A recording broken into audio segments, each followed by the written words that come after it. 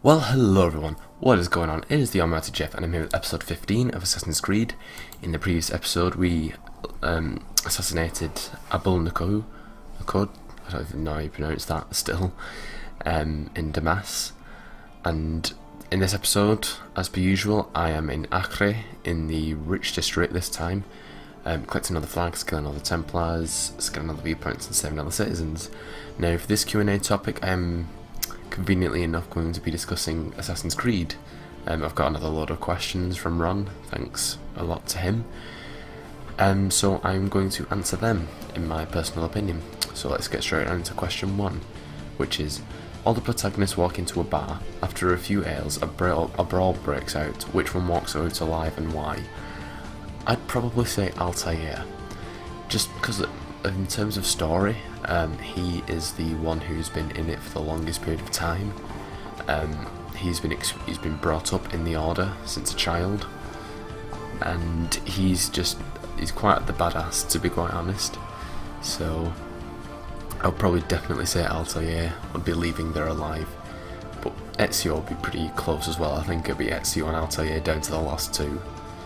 Obviously there are quite a few badass ones, but I think those two are the best, but Altair takes the biscuit, I think. Who is the most memorable antagonist of the series? I'd say probably Haytham Kenway, but I'm reluctant to because he's not really that much of an antagonist. He's only really the antagonist because he's the head of the Templars. But I think he was the most charming antagonist and the one that you kind of wanted to survive. Like, he has a really powerful thing because of the fact in Assassin's Creed 3 you played the first 2 or 3 sequences as Haytham, and then he's still quite a casual guy. I mean, he does still try and make an alliance with his son. You do kind of root for Haytham a bit, and it's kind of devastating when you've got to kill him. But if I can't say Haytham, because I mean he's not really that much of an antagonist, probably Cesare Borgia from Brotherhood. He's quite a memorable antagonist as well. He was quite brutal, even I mean it's a bit late to be saying spoiler alert now. Even kills his own father for not listening to him. Like, that's pretty brutal, and obviously based off the actual Borgia family. So yeah, those two are my top 2 antagonists of the series. So, what's the most memorable scene of the entire series? There's quite a few that really are powerful. I think probably the one I'm going to go with is in Assassin's Creed 2. It's part of one of the DLC sequences. It's the Bonfire of the Vanities DLC. If you've got that, I think it's sequence 13. It's an amazing one, and at the end, once you've killed the Templar who had a ruling over the people, and Ezio made the speech about how you should follow your own creed and just do what is right in life and don't listen to anybody, no one owns you, you are your own person. That's a really powerful scene, and when they've got like the assassins like Mario and Machiavelli and all that all stood and watching him as he's making that speech. That's a really powerful scene, to be honest, in my opinion.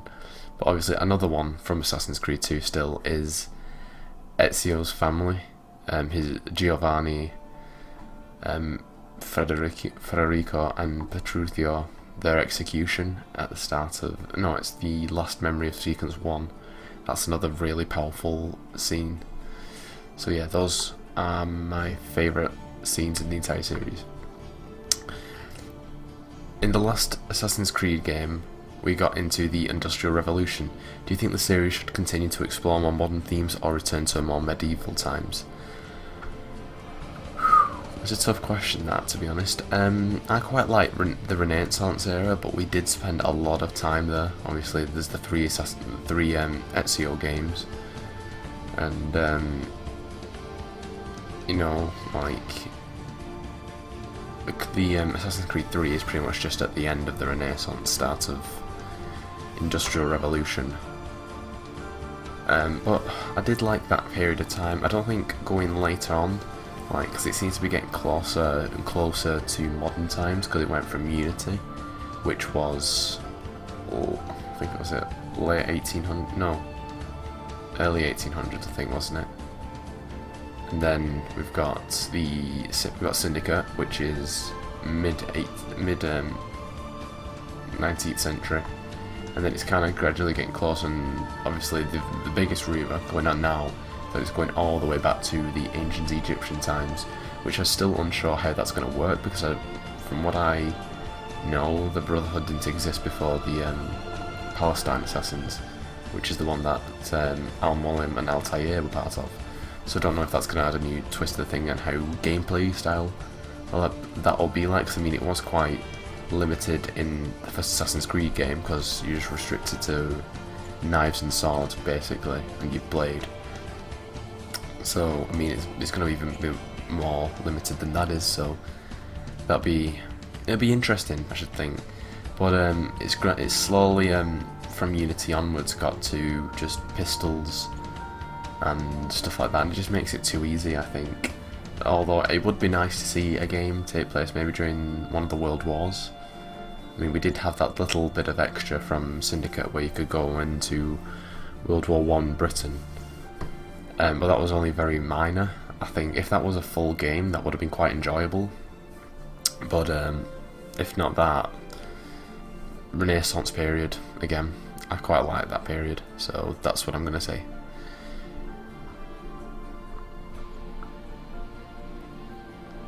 Okay, so the Assassin's Creed series has experimented with various game mechanics over the years, such as bombs, guns, climbing hooks, crafting, art puzzles, fortress defense, etc. Which do you think worked the best, and which do you think were complete failures?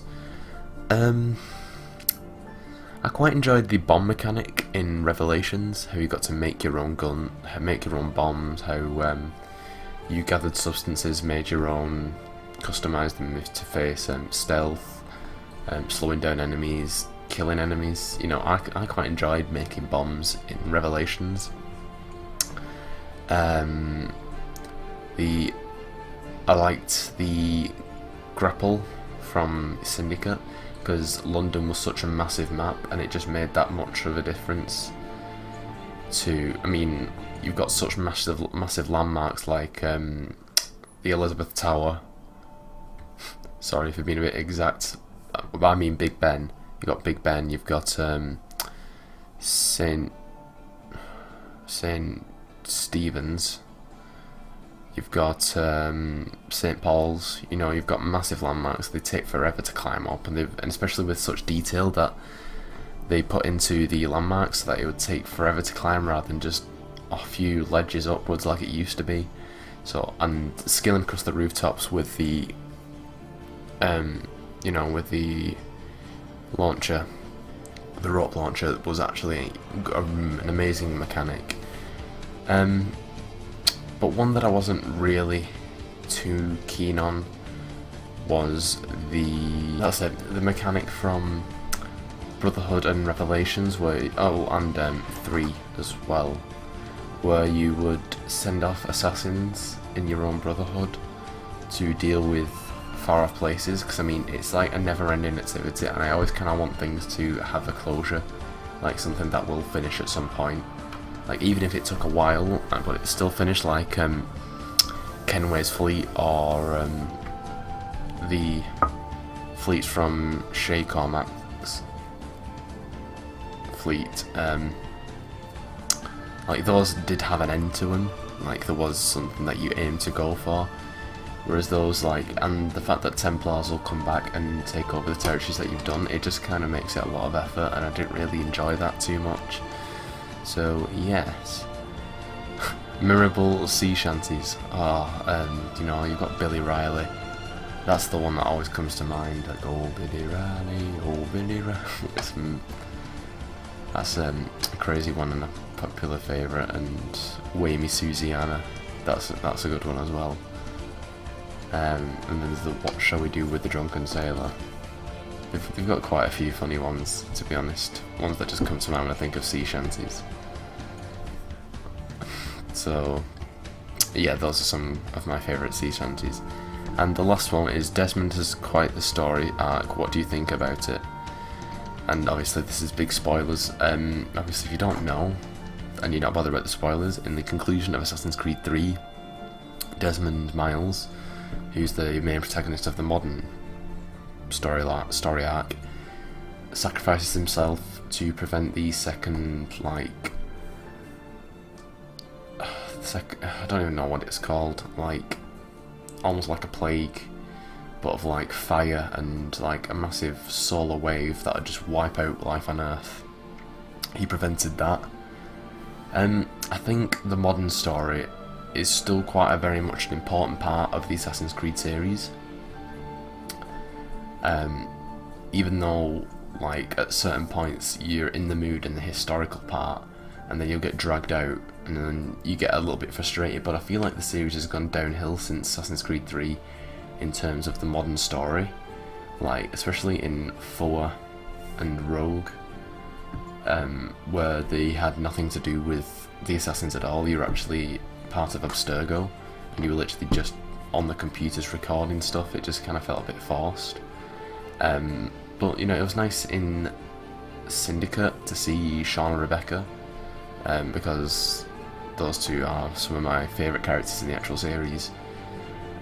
So maybe we'll see more of a involved part in the modern storyline from now on, because they did leave us with quite the cliffhanger of what was happening to Sean and Rebecca at the end of Syndicate. So we might have more of involved with them, but I feel like Desmond's death was kind of like a halt on the end of the modern storyline. But yeah, that's just my personal opinion. And that is all the questions that I have for Assassin's Creed. I hope you guys enjoyed this episode. If you did, be sure to like, comment, and subscribe, and make sure you leave me more comments for more questions for future topics. And I shall see you in the next episode. Bye, guys.